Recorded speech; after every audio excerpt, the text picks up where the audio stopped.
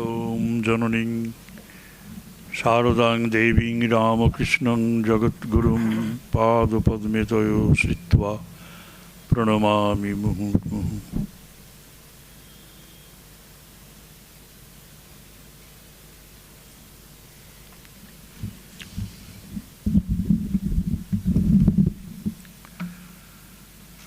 স্বামী প্রমেয়ানন্দ, স্বামী নির্বেদানন্দ, স্বামী সন্তোষানন্দ, স্বামী বিশোকানন্দ, স্বামী ধ্যানাত্মানন্দ, পাঁচজন স্বামীজির স্মরণে আমাদের এই বক্তৃতার আয়োজন। আমরা সকলকে এইভাবে একটি ভাষণের মধ্যে রেখেছি, কারণটা এই যে গত বছর কিছুই প্রায় করতে পারিনি। এখন যারা স্মারক বক্তৃতার জন্য অর্থ সাহায্য করেছিলেন, তারা একটু অধৈর্য হয়ে পড়ছেন কবে হবে। আমরা সেই জন্য হাল খাতা সারছি আর কি খানিকটা। স্বামী প্রমেয়ানন্দজি, তার জন্ম 1933 খ্রিস্টাব্দে 1 এপ্রিল শ্রীহট্ট জেলার কাটনকাইল গ্রামে। 1933 সালে 1 এপ্রিল। এই গ্রামটি মহাপ্রভু চৈতন্যদেবের পিতৃভূমি ছিল। আপনারা যারা দেখেছেন, সিলেটে গিয়েছেন, ওখান থেকে একটু দূরে আমরা মহাপ্রভুর জন্মস্থান দেখে এসেছি। সেখানে একটি মন্দির আছে, ওটা অনেক উঁচু, ভিটাটা খুব উঁচু, রাস্তা থেকে অন্তত 15 ফুট উঁচুতে, বিশাল সিঁড়ি দিয়ে উপরে উঠে যেতে হবে। সিঁড়িটা লম্বা, এইখান থেকে এই পর্যন্ত লম্বা, কতগুলো সিঁড়ি আছে, আর উপরটা সমতল, দুটো এ রয়েছে, দুটো সেপারেট চাতালে দুটি মন্দির। পূর্ববঙ্গের শ্রীহট্ট জেলা, কাটনকাইল গ্রাম। আশ্রম থেকে যেতে পারেন। 1951 খ্রিস্টাব্দে রামগোপাল করিমগঞ্জ মিশনে যোগদান করেন, কারণ 1949 সালে গৃহহীন হয়ে তার পিতা শশধর ভট্টাচার্যী পূর্ব পাকিস্তান থেকে করিমগঞ্জে সপরিবার চলে আসেন। মিশনে করিমগঞ্জে যোগদান করেন। শিলং মিশনে তার জীবনের নূতন এক অধ্যায়ের শুরু। ওখান থেকে শিলংয়ে আসেন। মঠ এবং মিশনের তৎকালীন অধ্যক্ষ স্বামী শঙ্করানন্দজির কাছে শিলংয়ে রামগোপালের মন্ত্রদীক্ষা হয়। সেও গুরুর কাছেই 1957 খ্রিস্টাব্দে ব্রহ্মচর্য দীক্ষা হয়।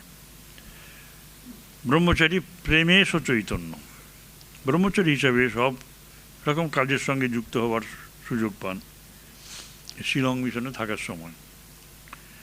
কীরকম?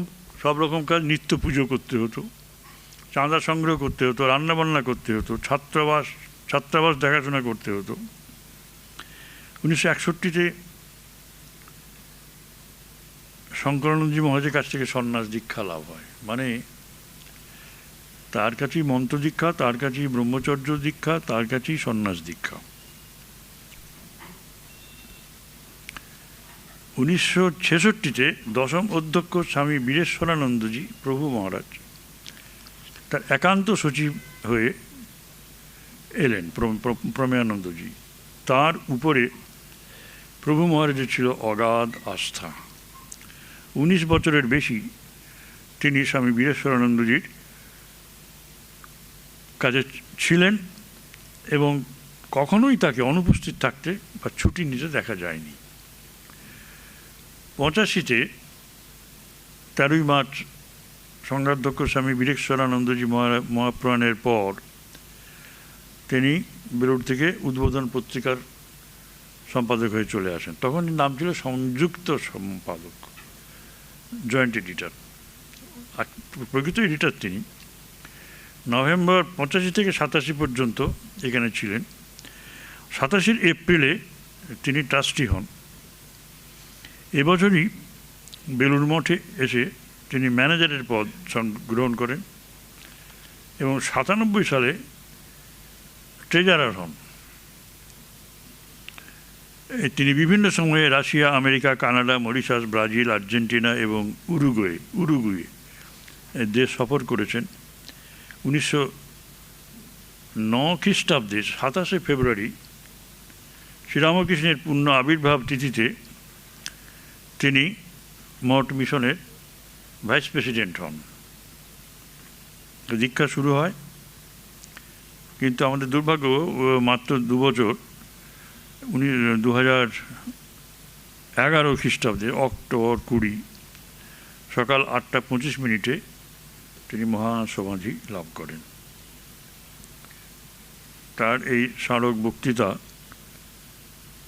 ডক্টর মাধুরী সরকার এবং স্বর্গীয়া রেণুকা সরকার এদের অর্থানুকূল্যে আয়োজিত। স্বামী নির্বেদানন্দজি, যিনি অনাজি মহারাজ নামে পরিচিত, রাজা মহারাজের শিষ্য ছিলেন, অনেক কঠিন পরিস্থিতির মধ্য দিয়ে, অভূতপূর্ব ত্যাগ স্বীকারের মধ্য দিয়ে তিনি স্টুডেন্টস হোম প্রতিষ্ঠা করেন। যে ক্যালকাটা স্টুডেন্টস হোম মানে হচ্ছে বেলঘড়িয়াতে যেটা এখন আছে, বহু জায়গা ঘুরে ওখানে এসে স্থির হয়। প্রাচীন গুরুকুল প্রথার অনুসরণ, এটি আমাদের প্রথম স্টুডেন্টস হোম। তিনি আজীবন এই আশ্রমের সেক্রেটারি এবং পরে প্রেসিডেন্ট ছিলেন। বিশিষ্ট চিন্তাবিদ, সুবক্তা, সুলেখক। তিনি রামকৃষ্ণ ও নবজাগরণ, তার হিন্দু ধর্মের বই, যেটা পড়ে দেখবেন, এটা আমাদের অবশ্য পাঠ্য, ইংরেজি আছে, বাংলাও আছে, হিন্দু ধর্ম, এবং শ্রীমা সারদা দেবী পুস্তক লেখেন। তিনি দেওঘর বিদ্যাপীঠের সহ প্রতিষ্ঠাতা ছিলেন। তিনি বেলুড় মঠের ওসি পরিষদের সম্মানিত সদস্য ছিলেন 1929 খ্রিস্টাব্দ থেকে। তার পূত চরিত্রের সান্নিধ্যে এসে অনেকেই শ্রীরামকৃষ্ণ সংঘের সাধু হন।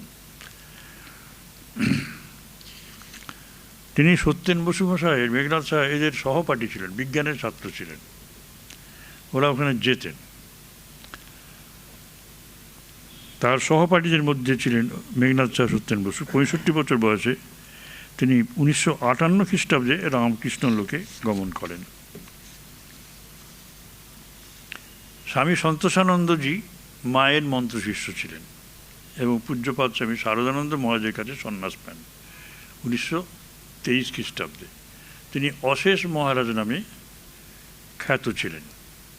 তিনি পূজনীয় স্বামী নির্বেদানন্দজি মহারাজের সুযোগ্য সহকর্মী ছিলেন বেলঘড়িয়া স্টুডেন্টস হোমে, এবং এর সম্পাদক ছিলেন 49 থেকে 57 পর্যন্ত। 14 জানুয়ারি 1973 মায়ের নাম করতে করতে শ্রীরামকৃষ্ণ লোকে লীন হন।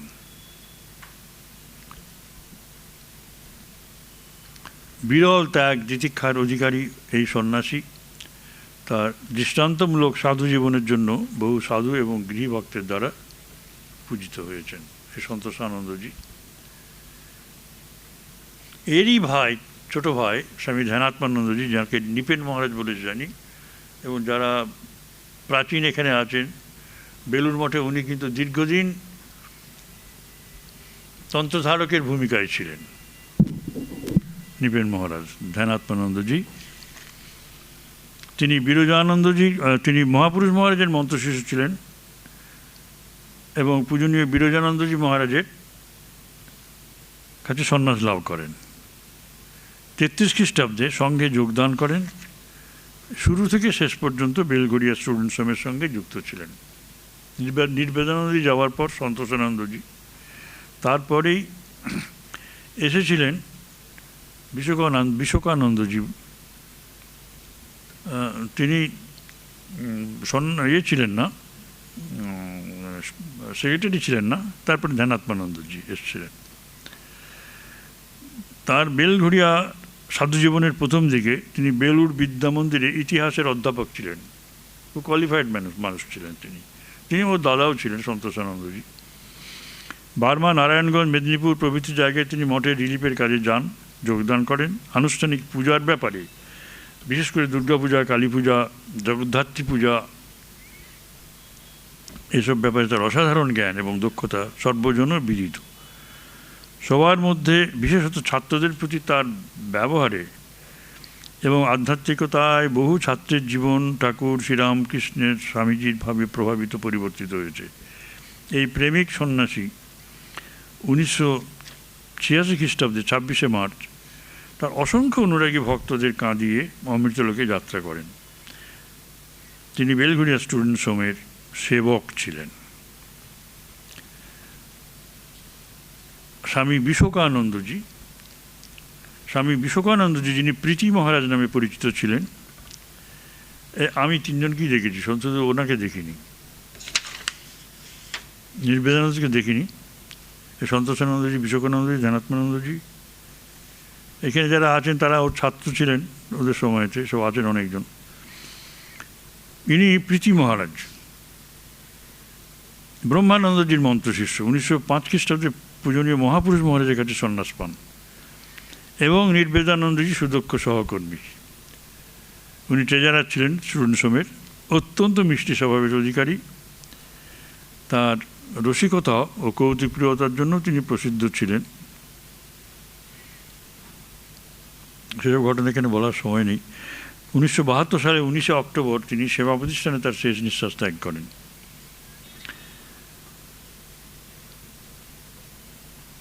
এই স্মারক বক্তৃতাগুলি লক্ষ্মীকান্ত সরকার এবং শ্রীমতী জয়ন্তী সরকার, তারা তিনি লক্ষ্মীদা কোথায় এসেছেন, মুখটা খুলুন, দাঁড়ান। উনি ওদের সবাইকে দেখেছেন, এই নির্বেদানন্দ থেকে শুরু করে সকলের কাছে। মুখটা খুলুন, ইনি আসেন আমাদের কাছে, লক্ষ্মীনারায়ণ সরকার ফেস। এক বড় কৃতজ্ঞ, উনি ভীষণ কৃতজ্ঞ। ওরা নিজেরাও একটা আশ্রম করেছেন ঘাটমোড়াতে। তা এই লক্ষ্মীদা এবং তার স্ত্রী আছেন জয়ন্তী, তাদের অর্থানুকূল্যে আয়োজিত আজকে এই প্রমেয়ানন্দ, নির্বেদানন্দ, সন্তোষানন্দ, বিশোকানন্দ, ধ্যানাত্মানন্দ এই স্মারক বক্তৃতা দেবেন স্বামী একচিত্তানন্দ। তিনি সম্প্রতি রামকৃষ্ণ মিশন নরেন্দ্রপুর কলেজের প্রিন্সিপাল হয়ে এসেছেন, আগে ছিলেন বিদ্যা মন্দিরে। তিনি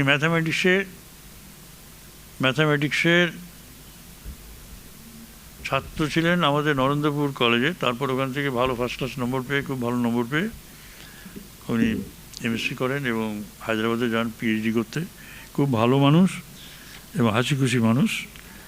হ্যাঁ, তা আমরা মাঝে মাঝে অবাক হয়ে যাই যে তার এই মানে হাড় কখানার ভেতরে এত রস যুক্ত হয়ে আছে, শুধু সবটাই তিনি হাসি, সবটাই অল স্মাইল অ্যান্ড নো বোন। মনে হবে যেন, মনে হবে বাইরে থেকে all bones and no flesh, কিন্তু আমি এখন দেখি এই অল স্মাইলস অ্যান্ড নো বোন ওর ফ্লেশ অ্যান্ড এনিথিং। আমাদের খুব প্রীতিভাজন ছেলে, ও একটু কঠিন করে বলে এবং খুব ভালো গান সুন্দর গান। আগেও বলেছেন ওর বাংলা আমাদের কাছে একটা আশ্চর্য বলে মনে হয়। সায়েন্সের ছেলে। মায়া এবং বিবেকানন্দ এক দুর্বার সংগ্রামের ইতিকথা। বুঝতেই পারছেন সাবজেক্টটা কীভাবে তিনি বানিয়েছেন, বিন্যাস করেছেন। মায়া ও বিবেকানন্দ এক দুর্বার সংগ্রামের ইতিকথা। সেই দুর্বার সংগ্রাম, তার ইতিহাস আমরা শুনবো। মায়া ও বিবেকানন্দ। মায়া নিয়ে 4টে বক্তৃতা দিয়েছিলেন তো ওই প্র্যাকটিক্যাল বেদান্ত ওইসব নিয়ে লন্ডনে। ওইসব জায়গাতে শাসকদের তিনি শাসন করতেন ওখানে গিয়ে। তা আমি তাকে তো আমাদের আজকে স্বাগত জানাচ্ছি আমাদের মধ্যে থাকার জন্য। আর আপনারা যারা এই স্মারক বক্তৃতাগুলির আয়োজনে সাহায্য করেছেন অর্থ দিয়ে এবং আপনাদের উপস্থিতি দিয়ে, তাদের সকলকে আমি স্বাগত জানাই, শ্রদ্ধা শুভেচ্ছা জানাই। এবং অনেকেই হয়তো, অনেকের মানে মহারাজ স্বামী প্রমেয়ানন্দজি হয়তো শিষ্য কয়েকজন আছেন নিশ্চয়ই, তাদেরকে বিশেষভাবে প্রীতি শুভেচ্ছা ভালোবাসা জানাই। জয় মা। একচিত্তানন্দ।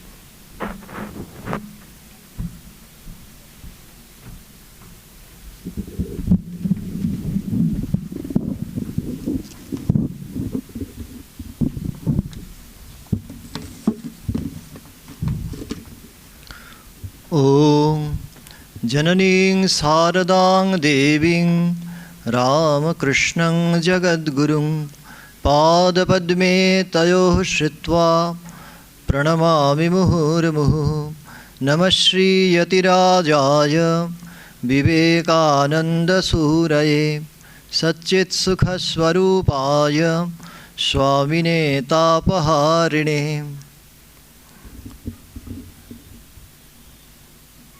आश्रमाध्यक्ष पूजनीय সুপর্ণানন্দজি মহারাজকে ভূমিষ্ঠ প্রণাম জানাই। আশ্রমস্থ অন্য সন্ন্যাসী ব্রহ্মচারীরা যারা কাছে আছেন দূরে আছেন সকলকে ভূমিষ্ঠ প্রণাম ও নমস্কার জানাই। সমাগত রামকৃষ্ণ বিবেকানন্দ ভাবানুরাগী মণ্ডলী যারা অনলাইন বা অফলাইন মোডে রয়েছেন, যারা অন্তর্জাল সংযোগেও রয়েছেন আমাদের সঙ্গে, সকলকে সশ্রদ্ধ নমস্কার এবং শুভেচ্ছা। আজকে ঘটনাক্রমে বাসন্তী দুর্গা পূজার সপ্তমীর সন্ধ্যা। মোক্ষদ্বার কপাট পাটন করি কাশীপুরাধীশ্বরী সেই জগন্মাতার বন্দনা করে আমরা মায়া এবং মায়াধীশের এই অদ্ভুত খেলার কথা, লীলা খেলার চিন্তন করব সামনের কয়েকটি মিনিট। সর্বাগ্রে পূজনীয় প্রমেয়ানন্দজি, নির্বেদানন্দজি, সন্তোষানন্দজি, ধ্যানাত্মানন্দজি, বিশোকানন্দজি, এদের সকলের চরণে ভূমিষ্ঠ প্রণাম জানাই। তাঁদের সকলের মধ্যে কেন্দ্র হয়ে বিরাজ করছেন পুণ্যত্রয়ী, কেন্দ্র বিন্দুতে বিরাজ করছেন বিবেকানন্দ। একটি ছোট ঘটনা দিয়ে শুরু করা যাক।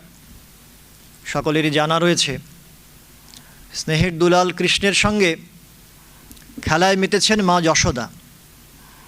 অশান্ত গোপালকে দড়ি দিয়ে বাঁধবেন সংকল্প করেছেন, মা কিন্তু পেরে উঠছেন না। যতবারই চেষ্টা করেন দড়ি 2 আঙুল কম পড়ে যায়। এই খেলার পুনরাবৃত্তি দেখা যাচ্ছে 5000 বছর পরে শহর কলকাতায় শিমলেপাড়ার দত্তবাড়ির ত্রিপণ্ড ছেলে, নরেনকে ত্রিপণ্ড বলা হতো, 3 কালে যার কোনো স্থান নেই, স্বর্গমর্ত পাতাল কোথাও যার স্থান হবে না, হেন ছেলে নরেনকে সামলাতে হিমশিম খেতে হলো মা ভুবনেশ্বরীকে। দুজন ঝি রেখেও শিবের দানাকে বাগে আনতে পারলেন না। এটা যেন একটা প্রতীকী মাত্র, মা মহামায়া স্বয়ং তাকে বাগে আনতে পারছেন না। মহাকবি গিরিশচন্দ্র নিপুণ হাতে আঁকলেন এ খেলার ছবি। নরেনকে মহামায়া যত বাঁধেন সে তত বড় হয়ে যায়, মায়ার দড়ি আর কুলোয় না। শেষে নরেন এত বড় হলো যে মহামায়া হতাশ হয়ে তাকে ছেড়ে দিলেন। এবং এখানেই আমাদের একটি নির্ণায়ক সিদ্ধান্ত, মায়া কখনো মায়াধীশকে বেঁধে রাখতে পারে না। সৃষ্টি পারে না স্রষ্টার পায়ে বেড়ি পরাতে। আসলে তিনি যে এসেছিলেন খেলায় ধরা দিতে, খেলায় অংশ নিতে, এ আমাদের পরম সৌভাগ্য। খেলা শেষের বাঁশি যখন বাজছে তখন নরশ্রেষ্ঠ চিঠিতে লিখছেন, 18 এপ্রিল 1900 জোসেফিন ম্যাকলাউডকে লিখছেন, খেলায় হার জিত 2ই হলো। আমাদের মনে হয় ভাগ্যিস এমনটা হয়েছিল, জিতের পাশাপাশি হার ছিল, নইলে তাকে আমাদের বলে কখনো ধারণা করতে পারতাম না। খেলায় হার জিত ছিল বলেই আমাদের কাছে খেলাটা যতখানি বাস্তব ততখানি মধুর। মধুরাধিপতের অখিলম মধুরম, যুগন্ধর বিবেকানন্দের মরলীলা এই সত্যের উপরেই আধারিত। এখন প্রশ্ন হচ্ছে, এই গল্প যে বলা হচ্ছে, গল্পের শুরু কোথায় শেষ কোথায়, সূচনা বলে এর আদৌ কিছু আছে কি না এ আমাদের জানা নেই।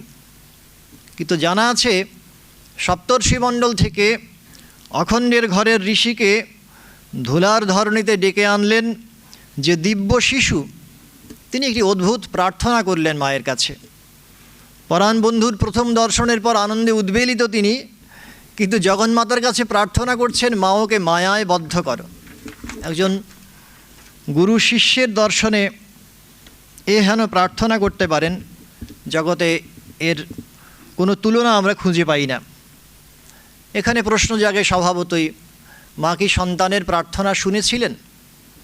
উত্তর যদি হয় ইতিবাচক, তাহলে এটাও ধ্রুব সত্য যে বিবেকানন্দ জীবন এক চির অপরাজিতের আখ্যান।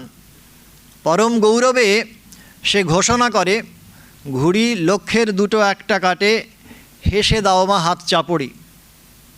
যে মা ঘুড়ি ওড়ান আকাশে, তিনি আবার চান ঘুড়ি সুতোর বাঁধন কাটুক। মায়াপাশবদ্ধ জীব কেমন করে মায়ার পারে উত্তীর্ণ হতে পারে?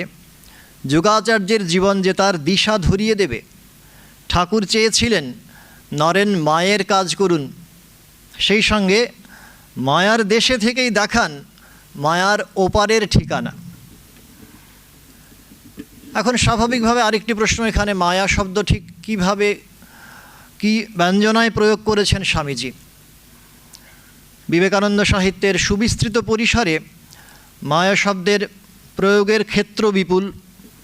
সহস্র দীপোদ্যানে রচিত দ্য সং অব দ্য সন্ন্যাসিন কবিতায় এর ভাবগত অর্থ পারমার্থিক সত্যের আবরণী শক্তি।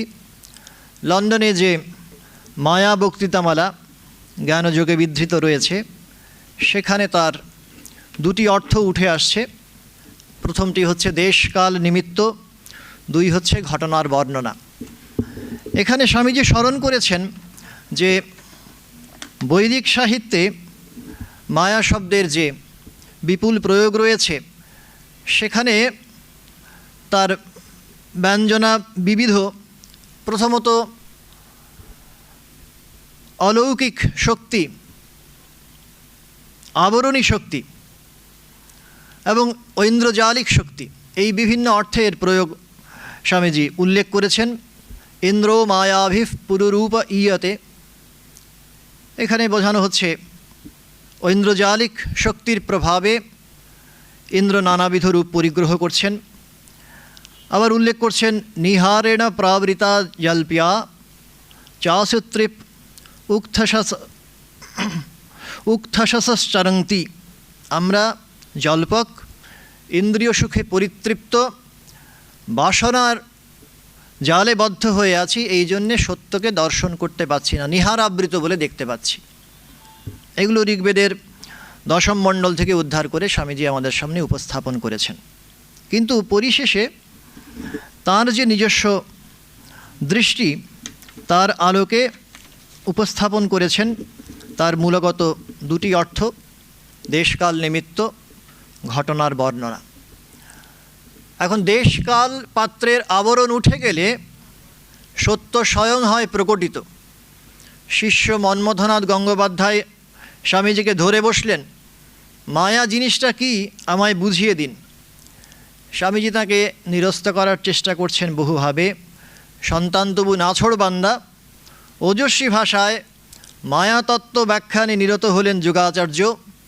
তন্ময় হয়ে শুনতে শুনতে মন্মথবাবু হঠাৎ অনুভব করলেন বিশ্বজুড়ে আর কিচ্ছু নেই।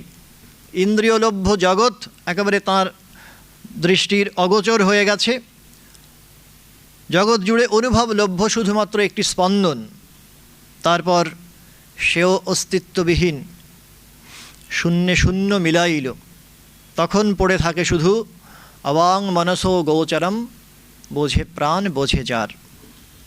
উপস্থাপনা যেমনটি হোক, মূলগতভাবে মায়া যে আপাত প্রতীয়মান জগৎকেই নির্দেশ করছে, এতে দ্বিমতের কোনো অবকাশ নেই। এবং জগৎ যেখানে সপ্রকট, বন্ধনের ভয় সেখানে পদে পদে। আর সে কারণেই মায়ার শাসনের বিরুদ্ধে প্রতিবাদে সোচ্চার আজন্ম বিদ্রোহী নরেন্দ্রনাথ। শ্রীরামকৃষ্ণ স্বয়ং জানাচ্ছেন, জ্ঞান খড়গ দিয়ে সে মায়াময় সমস্ত বন্ধনকে নিত্য খণ্ড বিখণ্ড করে ফেলছে।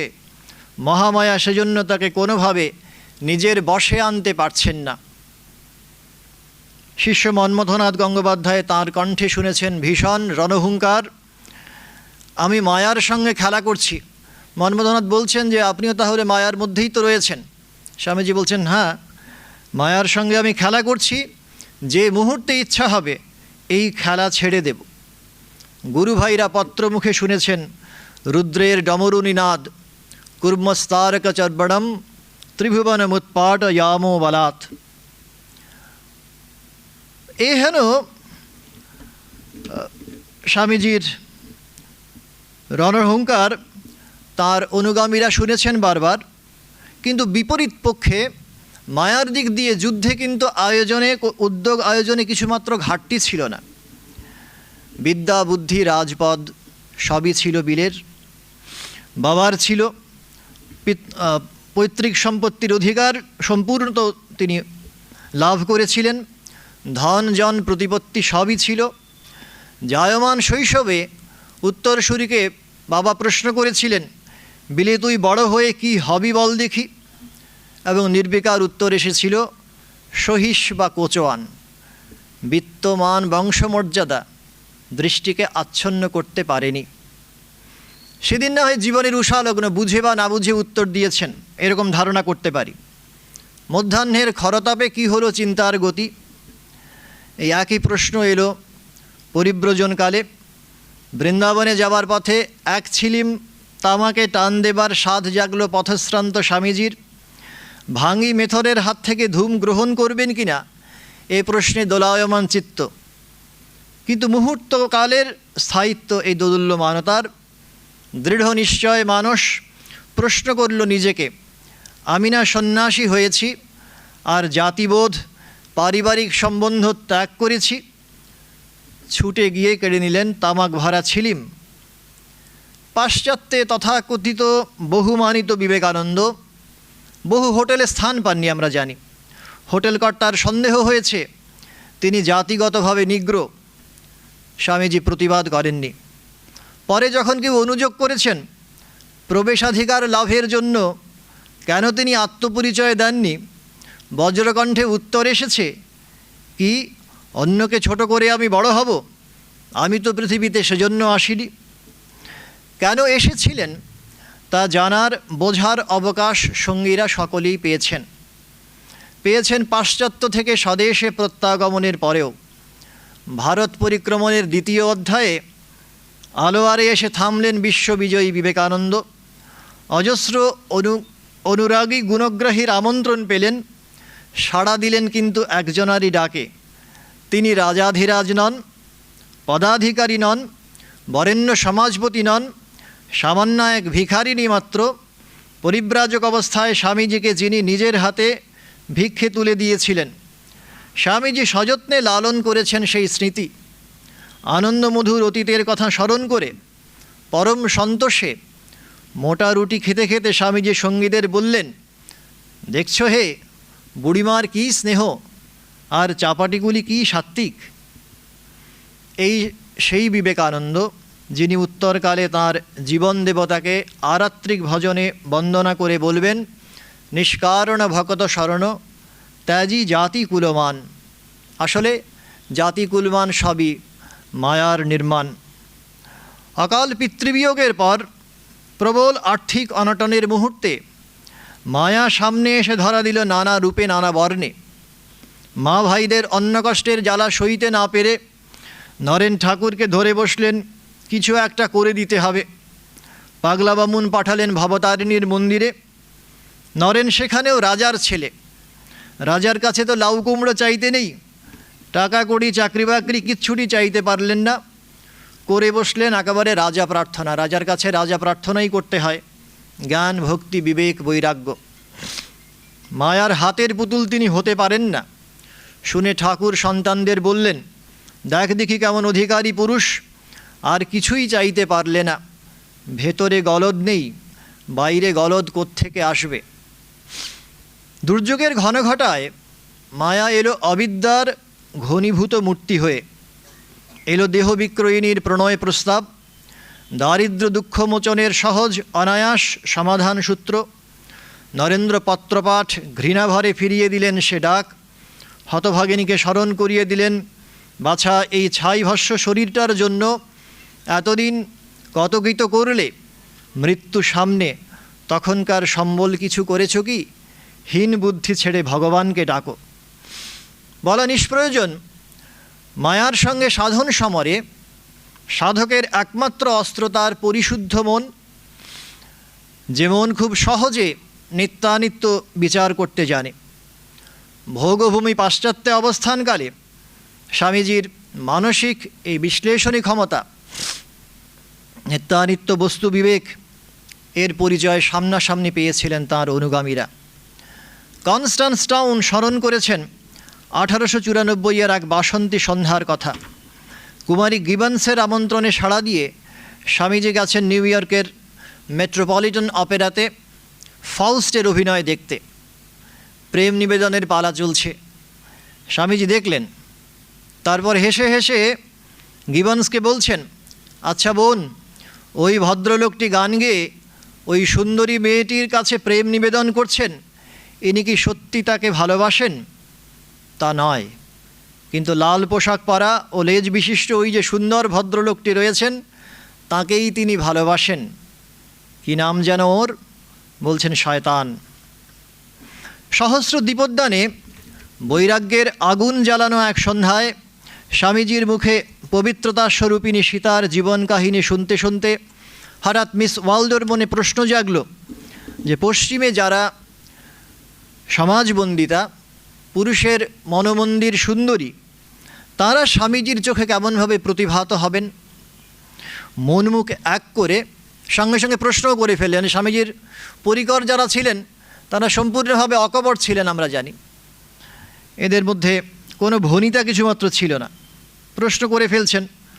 অপ্রমত্ত স্বামীজির উত্তর আসছে সঙ্গে সঙ্গে, জগতের শ্রেষ্ঠ সুন্দরী যদি এমন দৃষ্টিতে আমার দিকে তাকায় যা অসৎ বা নারীর পক্ষে অনুচিত, তবে সে তক্ষুনি একটা বিশ্রী সবুজ ব্যাঙে পরিণত হবে।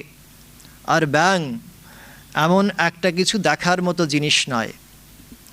এমন অদ্ভুত বিচারশীল মন নিয়ে শ্রীরামকৃষ্ণ সান্নিধ্যে এসে উপস্থিত হয়েছিলেন দীপ্তশিরা নরেন্দ্রনাথ। বেদান্ত সারে আমরা জানি অধিকারীর বর্ণনা করা হচ্ছে, তার লক্ষণ হচ্ছে মাথায় যেন তার আগুন জ্বলবে।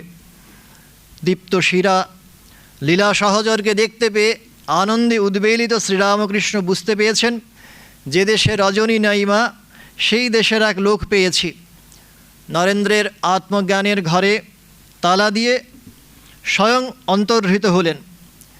কিন্তু যে আগুন এতদিন ভেতরে জ্বলছিল ধিক ধিক করে, তা বাইরে চলে এলো পূর্ণ দীপ্তিতে। সে আগুন লোকলোচনের অন্তরালে রইল না। পরিব্রাজক জীবনে নয়, প্রচারক বা আচার্যের জীবনেও নয়। আগুনের হালকা দেখতে পেলেন শিষ্য মন্মথনাথ গঙ্গোপাধ্যায়। 1890-এর আগস্ট মাসে ভাগলপুরে এসে স্বামীজি তখন তার আতিথ্য স্বীকার করেছেন। বিবেক প্রতিভা সূর্যের আলোক সামান্য বিচ্ছুরণে মুগ্ধ মন্মথবাবু প্রস্তাব দিলেন, শহরে যারা গণ্যমান্য আছেন তাদের সকলের সঙ্গে পরিচয় করিয়ে দেবেন, তাতে তার কাজের সুবিধে হবে। স্বামীজি রাজি হলেন না, বললেন, ধনীদের ঘরে ঘরে ঘুরে বেড়ানো সন্ন্যাসীর কাজ নয়। অন্তরে অনুক্ষণ তখন অনুরণিত হচ্ছে গীতার মন্ত্র, অরতির জন সংসদি। 2 বছর পরে আগুনের পরশমণির ছোঁয়া পেলেন প্রথম গৃহী সন্তান হরিপদ মিত্র। বেলগাঁওয়ে এসে হরিপদবাবুর বাড়িতে 2 দিন ধরে আশ্রয় নিয়ে রয়েছেন স্বামীজি। হরিপদবাবুর ইচ্ছে আরও কয়েকদিন স্বামীজির সেবাধিকার লাভ করেন। স্বামীজি বললেন, এক স্থানে অনেক দিন থাকলে মায়া মমতা বেড়ে যায়। আমরা ঘর আত্মীয় স্বজন ত্যাগ করেছি, তেমনি মায়ায় মুগ্ধ হবার যত উপায় আছে তা থেকে দূরে থাকাই আমাদের পক্ষে ভালো। আসলে স্থান কাল পাত্রে পার্থিব কোনো সম্পদেই কোনো কালেই মমত্ব বুদ্ধি জাগেনি। মাইসোরের মহারাজ চামরাজেন্দ্র উদিয়ার প্রধান অমাত্যকে ডেকে বললেন স্বামীজিকে সঙ্গে নিয়ে বাজারের সেরা দোকানটিতে ঘুরে আসতে, আর স্বামীজি যা চান তাই তাঁর হাতে তুলে দিতে। স্বামীজি এলেন, দেখলেন, তারিফ করলেন, কিন্তু কিছু চাইতে পারলেন না। শেষমেশ অমাত্যের মান রাখার জন্যে বেছে নিলেন 12 আনা দামের একটা চুরুট। জহরের মূল্য জানে। শ্রীরামকৃষ্ণকে স্বামীজি বলতে পারেন ত্যাগীর বাদশাহ। নাছোড় চামরাজেন্দ্র স্বামীজির হাতে তুলে দিয়েছিলেন রোজউডের একটি হুঁকো। সেটি সঙ্গে নিয়ে এসে মাদ্রাজে উঠলেন মন্মথনাথ ভট্টাচার্যের বাড়িতে। হুঁকোটি বাড়ির পাচকের দৃষ্টি আকর্ষণ করেছে। সে সেদিকে তাকিয়ে আছে, চোখ ভরা কৌতূহল। স্বামীজি ভাব বুঝে জিজ্ঞেস করলেন, তোমার কি এটা চাই? উত্তরের অপেক্ষা না করেই নির্মায়িক সন্ন্যাসী হুঁকোটি তুলে দিলেন পাচকের হাতে। পাশ্চাত্য থেকে প্রত্যাগমনের পর লাহোরে এলেন স্বামীজি। আর্য সমাজী তীর্থরাম গোস্বামী স্বামীজিকে অর্পণ করলেন একটি সোনার ঘড়ি। সাদরে উপহার গ্রহণ করে অদ্বৈত মূর্তি বিবেকানন্দ তীর্থরামের পকেটে ফিরিয়ে দিলেন সে ঘড়ি। বললেন, বেশ তো বন্ধু, আমি এই পকেটেই পরব। একই ঘটনার যেন পুনরাবৃত্তি ঘটল বেলুড় মঠে। শরীর ছাড়ার মাস দুয়েক আগের ঘটনা। এক পড়ন্ত বিকেলে স্বামীজির সঙ্গে দেখা করতে এসেছেন একদল যুবক। স্বামীজির পকেটে একটি সোনার ঘড়ি, বাইরে ঝুলছে সোনার চেন। আগ্রহী একটি যুবক সেদিকে তাকিয়ে চেনটিতে আঙুল ছুঁয়ে বলল, বেশ সুন্দর তো। পকেট থেকে ঘড়ি আর চেন সঙ্গে সঙ্গে বের করে এনে আগন্তুকের হাতে তুলে দিয়ে স্বামীজি বললেন, এটা যখন তোমার পছন্দ হয়েছে, এটা তোমারই হলো। আসলে আমার বলে কিছু তো ছিল না, সবই যে মার। সাম্বা শিবা মমগতি সফলে অফলে বা। চিকাগো ধর্ম মহাসভার উদ্যোগ পর্বে দক্ষিণী অনুরাগীরা অর্থ সংগ্রহ করেছেন। সকলের প্রাণের সাধ সনাতন ধর্মের প্রতিনিধিত্ব করবেন তাঁদের নয়নের মণি বিবেকানন্দ। সমুদ্রযাত্রার প্রাথমিক আয়োজন প্রায় শেষ, কিন্তু স্বামীজি সন্দিহান, এ কার ইচ্ছে, তাঁর নিজের নাকি ভক্তদের, নাকি স্বয়ং জগজ্জননীর? দেশ ও হিতৈষণার ওছিলায় মায়া আবার বাসনার জাল বিস্তার করবে না তো? বলে পাঠালেন, বাবারা, আমি মায়ের ইচ্ছে তাঁরই কাছ থেকে জেনে নিতে চাই। সে ইচ্ছে পূরণ হয়েছিল আমরা জানি, কিন্তু মায়া সহজে পথ ছাড়বেন না। 11ই সেপ্টেম্বর 1893 চিকাগোয় সনাতন ধর্মের বিজয় পতাকা উড়ল ঠিক। নতুন যুগের উদ্বোধিনী বাণী শুনে জগৎ চমৎকৃত হলো ঠিক, কিন্তু ধর্ম মহাসভার প্রত্যক্ষদর্শিনী মিসেস ব্লজেট এও দেখলেন, যখন স্বামীজির বক্তৃতা শেষ হলো, দলে দলে মায়েরা তাঁর কাছে ছুটেছেন। বেঞ্চি ডিঙিয়ে মায়ার আশ্চর্য অভিঘাত লক্ষ্য করে মিসেস ব্লজেট মনে মনে বললেন, দেখো বাছা, এই আক্রমণে যদি তুমি মাথা ঠিক রাখতে পারো তো তুমি ভগবান। মানযশের এই যে সাঁড়াশি আক্রমণ, তাইতে অবিচলিত বিবেকানন্দ নিজের ভাগবতী সত্তায় রইলেন দৃঢ় প্রতিষ্ঠিত। 11ই সেপ্টেম্বরের রাত, চোখে ঘুম নেই। ঘটনা আমরা সকলেই জানি। পালকের শয্যা ছেড়ে নিচে নেমে এসেছেন, আর্তনাদ করে বলছেন, মা, আমার স্বদেশ যেকালে অবর্ণনীয় দারিদ্র্যে পীড়িত, সেকালে মানযশের আকাঙ্ক্ষা কে করে? মা, দেখিয়ে দাও আমি কি করে তাদের সেবা করতে পারি। ধর্মসভার উত্তরার্ধে শুরু হয়েছে মায়াযুদ্ধের দ্বিতীয় অধ্যায়। স্বদেশী স্বজন আর বিদেশি দুর্জন, এদের সম্মিলিত যৌথ অভিযান। বুক চিতিয়ে বিপদের সম্মুখীন হলেন বিবেকানন্দ। পিছিয়ে যাবার প্রশ্নই নেই। অপবাদ চরিত্র হননের অস্ত্র নিয়ে যারা আঘাত করতে এলো, তাদের দুহাত তুলে আশীর্বাদ করলেন। চিঠিতে লিখলেন, প্রভু তাকে কৃপা করুন, শুভ পথ দেখান। আমরা ভাবি, ভগবান বুদ্ধকেও কি একদিন এইভাবে সপরিবার মারের সঙ্গে যুদ্ধে লিপ্ত হতে হয়নি? এ যুগের বুদ্ধের সঙ্গে সংগ্রামে মার বড় নির্মম ভূমিকা পালন করছে। আমরা দেখতে পাচ্ছি তুনের সমস্ত অস্ত্র প্রয়োগ করে সে পরীক্ষা করতে চেয়েছে দেবমানবকে। এক এক করে প্রস্থান করেছেন স্টার্ডি, মেরিলুই, ল্যান্ডসবার্গ। কারো যাত্রায় বাধা দিলেন না যুগঋষি, প্রার্থনা করলেন সকলের মঙ্গলের জন্য। কোনো দুঃখ দুর্বিপাক, কোনো বিচ্ছেদ যন্ত্রণায় তাকে বিহ্বল করতে পারল না। কোনো পরাজয়কেই শেষ পরাজয় বলে স্বীকার করলেন না। প্রাণাধিক প্রিয় গুডউইন প্রয়াত হলেন। সংবাদে মর্মাহত বিবেকানন্দ কয়েকদিন গভীর শোকে আচ্ছন্ন হয়ে রইলেন। কাছে ছিলেন নিবেদিতা, ছিলেন অন্য সন্তানেরা। নিজেই তাঁদের ডেকে বললেন, কারো স্মৃতির ভারে এমনভাবে পীড়িত হওয়ায় মনুষ্যত্বের চরম অবমাননা। মানুষকে এই ভ্রম জয় করতেই হবে, আর জানতে হবে যে মৃতেরা আগের মতোই তাদের সঙ্গী হয়ে আছেন। আসলে তত্ত্বদর্শীর কাছে জীবনের উৎসমুখ অহংকারে। মায়া আর অহংকার যেন একই মুদ্রার এপিঠ ওপিঠ। ছোট আমির বেড়াজাল ছেদনের মৌলিক প্রশ্নে কঠোর নির্মায়িক বিবেকানন্দ কখনো আপোষের পথে হাঁটেননি। 1898 সাল লাহোরে আছেন স্বামীজি, এক সঙ্গীর কাছে তৃতীয় একজনার খুব গুণখ্যাপন করলেন। তাঁরই এক অনুরাগী সঙ্গী প্রতিবাদ করে বললেন, তিনি যে স্বামীজিকে মানেন না। প্রত্যয়ী কণ্ঠে উত্তর এলো, ভালো লোক হতে গেলে যে আমাকে মানতে হবে, এর মানে কি? মানযশের ঝড় আছড়ে পড়ল 1897 সালে ঘরে ফেরার পর। কলম্বোর মাটিতে পা ফেলেই প্রথম সংবর্ধনা সভাতে স্বামীজি স্পষ্ট জানিয়ে দিলেন, জাতির এই গৌরবে তাঁর নিজের কোনো কৃতিত্ব নেই, যা কিছু হয়েছে সবই জনগণেশের আশীর্বাদ আর শুভেচ্ছার অনিবার্য পরিণতি হিসেবে। কাশীধামে পণ্ডিত শিবানন্দ হাতে তুলে দিলেন স্বলিখিত প্রশস্তিপত্র। সসংকোচে স্বামীজি বললেন, পণ্ডিত মশাই, এ কী করছেন? আমি সামান্য ব্যক্তি, সবই তাঁর ইচ্ছায় হয়েছে। তিনি জীবকে যা করান তাই হয়। স্মরণ করব গীতামুখে ভগবান আমাদের ধরিয়ে দিয়েছেন, মামেব এ প্রপদ্যন্তে মায়ামেতাং তরন্তিতে। কলকাতায় ফিরে এসে শ্রীমঠ প্রতিষ্ঠা করলেন, কিন্তু নিজেকে সরিয়ে রাখলেন দ্রষ্টার আসনে। মঠের প্রশাসন যন্ত্র পরিচালন ভার অর্পণ করলেন গুরুভাইদের হাতে। কিন্তু অনন্তের অভিসারী বিবেকানন্দ বাঁধা পড়লেন না প্রাণাধিক প্রিয় গুরুভাইদের মায়াতেও। মায়ার চৌহদ্দির পারে যেতে হবে যে। মিরাটের দ্বিতীয় বরানগর মঠে গুরুভাইদের স্নেহ আবেষ্টন ছিন্ন করে একদিন যিনি বলেছিলেন, গুরুভাইদের মায়াও মায়া, বরং আরও প্রবল, আমি আর কোনো মায়ার বেড়ি রাখতে চাই না।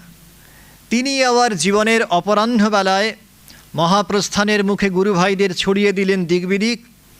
মহামায়ার কাছে সকরুণ প্রার্থনা জানালেন, খেলামোর হলো আজি শেষ, শৃঙ্খল ভাঙিয়া দাও, মুক্ত আজি করমা আমারে।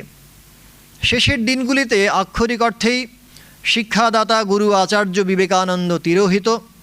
পড়ে আছে তাঁর একান্ত আপন বালক সত্তা, যে বাঘা হংসী মতরুর সঙ্গে খেলায় খুঁজে পায় প্রাণের স্ফূর্তি, সাঁওতাল নারায়ণের উপাসনায় পায় পরম পরিতৃপ্তি, আহিরিটোলার ঘাটে শিষ্যের সঙ্গে চানাচুর ভাজা ভাগ করে খেয়ে পায় অবিমিশ্র আনন্দ। গিরিশচন্দ্র বলেছিলেন, নরেন ক্রমাগত বেড়েই চলেছেন, একটা ছোট শরীরে নিজেকে বেঁধে রাখতে পারছেন না, মহতো মহীয়ান। 1899 খ্রিস্টাব্দে নভেম্বর মাসে নিউ ইয়র্কে অভেদানন্দজিকে স্বামীজি বললেন, আমার অনুভব হচ্ছে আমি যেন বেজায় বেড়ে যাচ্ছি। আমার অন্তর এত বেড়ে যাচ্ছে যে সময়ে সময়ে মনে হয় এ শরীরে তাকে এঁটে রাখা সম্ভব হবে না। কুমারী হরিদাসী মিস ওয়ালডো নিউ ইয়র্কের এক বৈঠকখানায় অবাক হয়ে দেখেছেন একদিন সামনের সুবিস্তৃত আরশিতে স্বামীজি ঠায় তাকিয়ে আছেন, বারবার ঝুঁকে পড়ছেন আয়নার দিকে, আর তার পরে পরেই ঘরের এ প্রান্ত থেকে ও প্রান্ত পর্যন্ত হেঁটে চলেছেন অন্যমনস্কভাবে। হঠাৎ হরিদাসীর দিকে তাকিয়ে স্বামীজি বললেন, এলেন, এ যে দেখছি সবচেয়ে আশ্চর্য ব্যাপার, আমি আমার নিজের চেহারা মনে করে রাখতে পারি না। আমি আরশিতে এত করে নিজেকে দেখে নিচ্ছি, কিন্তু যে মুহূর্তে মুখ ফিরাই অমনি ভুলে যাই যে আমাকে কেমন দেখায়। আসলে রূপের মাঝে অরূপ কখনো বাঁধা পড়তে পারেন না অশরীরী মূর্তবাণী। বুড়ি বুড়ি খেলায় বুড়িকে চেনা বা ছোঁয়াতেই যোগাচার্যের কাজ শেষ হয়ে যায় না, চেনাতেও হয়। নিষ্পাপ সারল্যে মায়ার খেলা দর্শন করেছেন স্বামীজি, খেলাটাকে উপভোগ করেছেন নিজে, খেলায় অংশ নিয়ে আনন্দ কুড়িয়েছেন সমানভাবে।